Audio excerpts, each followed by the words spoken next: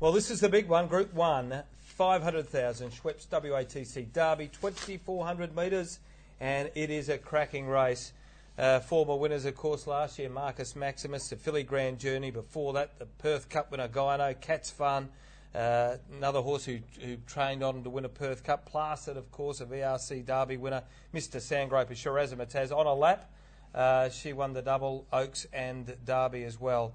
And then the girls before On a Lap, when it was raced back in the summer, also went well with Old Money and Vol Dior. Looking back through the honour roll, it looks a wonderful guide to the Perth Cup. We've Gyno, Cat's Fun. We've seen place getters such as Crown Prosecutor, and even good horses like Scenic Shot. So the Derby's always been a race to follow. It's always been a good race. It has, but just this race oozes class and interest and competition. And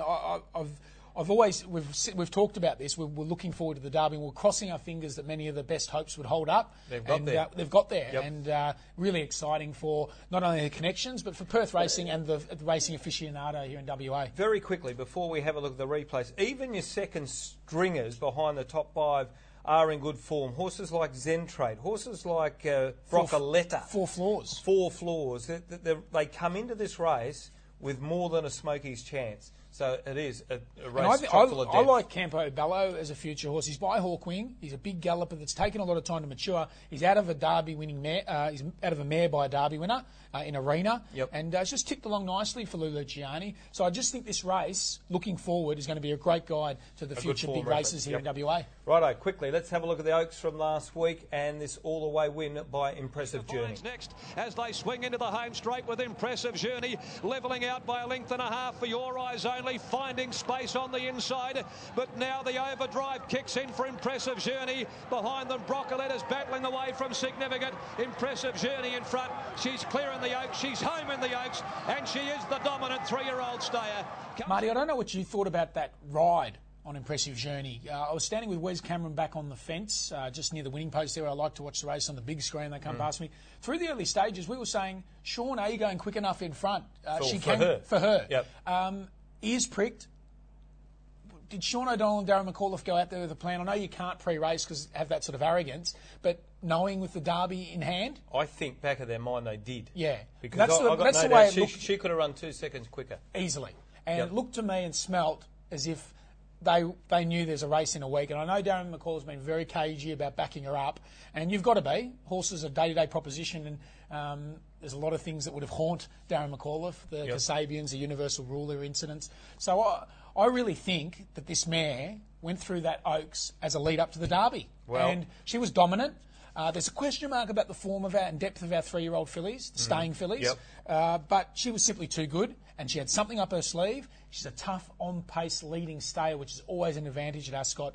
And she's got the weight allowance. There's the controversy, should fillies be allowed to run in derbies? Colts can't run in the Oaks. But she's going to beat Broccoletta and Test Case easily. How much pressure is going to be applied by Smart Twister, Lindsay Smith Blinkers, 4 Floors, the stablemate? Obviously, they won't want to cut at each other. But she's going to be in front for a long way and give a great sight. All right. On Wednesday, Wes Cameron at Ascot caught up with Darren McAuliffe, and here's what he had to say about his 2 chances in the WATC Derby. How did she pull up? Did she get up well? Yeah, look, she's done everything right. We're pretty happy with her, soundness-wise, and also sort of mentally and sort of within herself, she's good. Yeah, she's very good on her backup. She's tough. She's never put the cue in the rack in any of her runs. We've just sort of... I had her at the beach Sunday morning, putting her in the water and rode her in the water for about half an hour. And look, she's bright as a button, and she did a bit of jumping this morning, and she's happy, yeah. 4 Floors, on the other hand, he's only had a few runs this time in. Look, couldn't be any happier with him, and I honestly think he's probably the better of my horses on their work and where he's going. So, okay, now let's move on to the Neville Parnham pair of Bridgestone and God Has Spoken. We won't go and have a look at their last runs. In fact, we'll go back and have a look at their performances in the Roberts, because it encapsulates the runs of Bridgestone, God Has Spoken, Impressive Journey, Zentrade, Zentrate and Brother Mac. So let's go roll some tape of the Roberts Stakes. In the straight they run though, For Your Eyes Only, the filly, just gave you Big Horse a cold and raced away. Then Impressive Journey, Brother Mac, Got Her Spoken and Bridgetown, For Your Eyes Only clear. Here's Got Her Spoken and Bridgetown, Got Her Spoken, For Your Eyes Only and Bridgestone flying on the outside. That was a sensational win, Marty, by Bridgestone. He was shuffled back behind his stablemate coming to the corner. He stood up For Your Eyes Only 6 to 8 lengths at the top of the straight. And when Troy Turner pushed the button, it's no easy task to run down a filly of that class the way he did. He was going to win by a half head, maybe a head. He won by a half length. And obviously he had the setback following the Roberts. And Neville Parnham's had to put the bar plate on, miss a little bit of work going into that race. 3 weeks to the Mel Vista. Now moving on towards the Derby. This has always been his grand final. I'm a big Bridgestone man, as you know, Marty. I do know that, Josh. Excuses last start, 58 kilos, 3 weeks. They probably rode him more... Probably still going to get him 150 out. I think it was just fitness. He was, and he took Neville Parnham in his interview, you'll hear shortly, said he pulled up very big. Yep. And I did mention before the last week, he looked to me as a clean-winded horse, the way he pulled up, and Neville even says that in his interview, Yep. and he surprised him, and he surprised me that he probably wasn't as clean-winded after the race. So that'll really bring him off. The bar plate's off is a big thing here at Ascot, Yep. and I still think he was my pick for the Victorian Derby. He ran super in the Norman Robinson. He's a stayer that's got a turn of foot at the end of 2,400 metres. I don't think there's any horse that's got a better turn of foot at the end of 2,400 metres. And the other thing I want to say about last week, Brad Parnham dug him out of the gates to ride him a little bit to the pattern. And he was keen early, he was a little bit wide. He needs to let him balance up. It's important with these horses with turn of foot that they balance up. I've got my fingers crossed for the Parnham family. I think it'd be an unbelievable day. I'm sad I'm not going to be here. If the Parnhams, one of his sons, for him, could win his first Group 1 race, I think the scenes would be fantastic for Perth racing. Terrific. So, and look, I think the second stringer, as he has been most of the way through, God Has Spoken, is right in this race. Right in it. I'm a 24 query. I don't know about you. Oh, I'm I know not. he's been trained for the race, but I just think there's a couple of horses that might stay the 24 better. Class takes you a long way. Back to set weights will suit him. Yes. I think he's a top 4 chance, but I just think that Bridgestone and Brother Mac have just got a little bit on him.